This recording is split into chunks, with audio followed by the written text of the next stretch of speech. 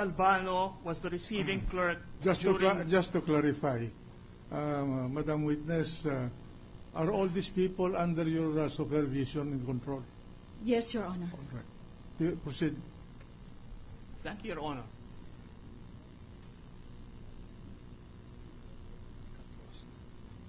Vera Albano was the receiving clerk for which clerk of court, ma'am? Probably during the time of, I'm not very sure, but probably during the time of Attorney Villarama, or maybe even Attorney Puno. And where were these SALNs kept? The ones that were filed before you became clerk of court? These SALNs are kept in a steel filing cabinet with a lock.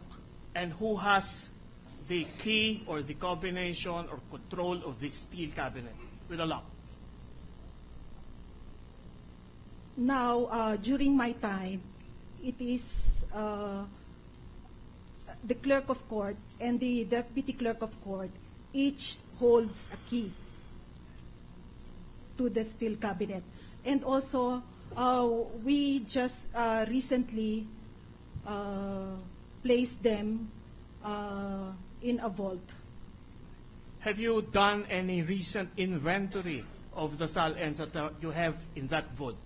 I think, Your Honor, with the kind permission of the chairman, this is going too far already, Your Honor, because apparently there is an imputation. If we follow the logic of the questioning, Your Honor, there may be some tampering, there may be some allegation of misdoing in connection with this SLN. But there is no evidence yet. That is mere assumption or suspicion. Mr. Counsel, you better reform your questions, because the tendency is you're actually impeaching this witness without establishing the fact that she is a hostile witness.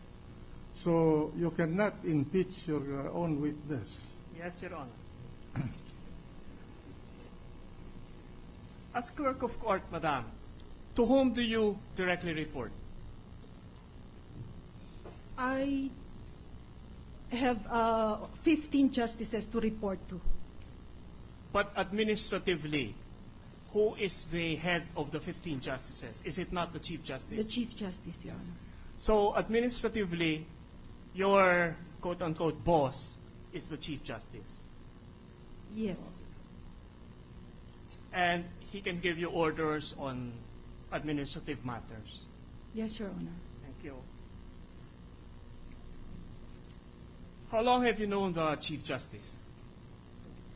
I've known him since he came to the court, but I cannot assure that he knows me also at the same period. Very humble, ma'am. That's very complimenting, but not called for by the question, Your Honor.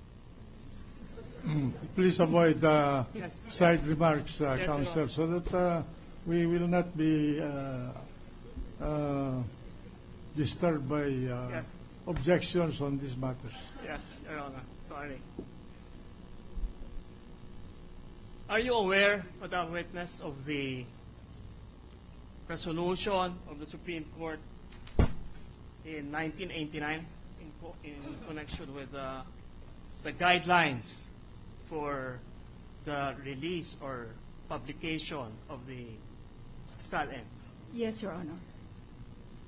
How long have you been aware of that? I can't remember, but as Division Clerk of Court, I am already aware of this. When you received the subpoena for attendance today, what did you do? To General, Your Honor. Did you consult with your... Counsel, may I beg your indulgence? You're tending to impeach your own witness. If you want to qualify him for purposes of impeachment, there are rules, and you may do so. Yes, Your Honor, please. He is not a hostile witness. You represented him to testify on facts for your case. And until you can establish before this court that she is a hostile witness, you have no right to, in effect, cross-examine this witness. Your Honor, I'm just asking, with due respect, what she did when she received the subpoena. I am not at all impeaching her, Your Honor. All right, proceed. I'm just asking. My objection, Your Honor, if we may be allowed to reiterate it, Your Honor, is that the question is too general. It gives the witness a lot of opportunity to deal on so many things. For instance, I consulted the lawyer, I went to sleep, I took my lunch, I went. Too general, Your Honor. Well, let the witness answer. Okay. Thank you, Your Honor. She's an intelligent witness. She can answer the question. Okay. I do, as I always do in such instances, I placed the subpoena in the agenda of the court. Yes. And if I may know, what did the court do with the subpoena request? I received the subpoena at past 2 yesterday afternoon, and the agenda of the court was in the morning, so it will still be included in the next agenda of the court. Well, just make it of record, Your Honor, with the kind permission of the Honorable Presiding Justice, that there was no sufficient time for this witness to study and get into the records and receptacle of this record, Your Honor. That is just a manifestation, Your Honor. Do you, Justice, do you have personal knowledge of that? May I caution the counsels to please speak one by one. Second, Mr. Defense Counsel, the witness on the stand is an intelligent witness. He can answer this question, what that's being propounded to her.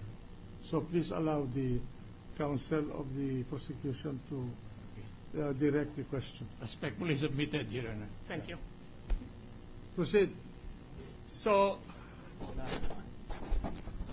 I directed the inclusion of the subpoena in the agenda of the court.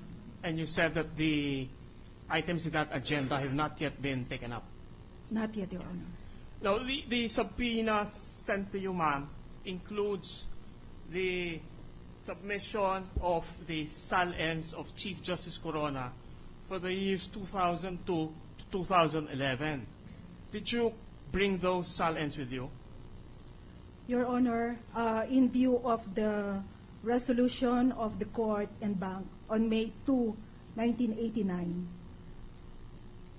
I am restricted because it says here in one of the guidelines that all requests for statements of assets and liabilities will have to file it with the clerk of court. It means that it will only be filed with me.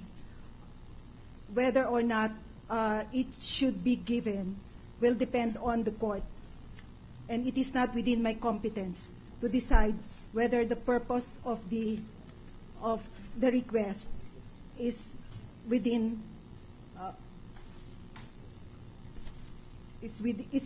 is followed. Yes, yes. So you're considering this subpoena from the impeachment court as a request?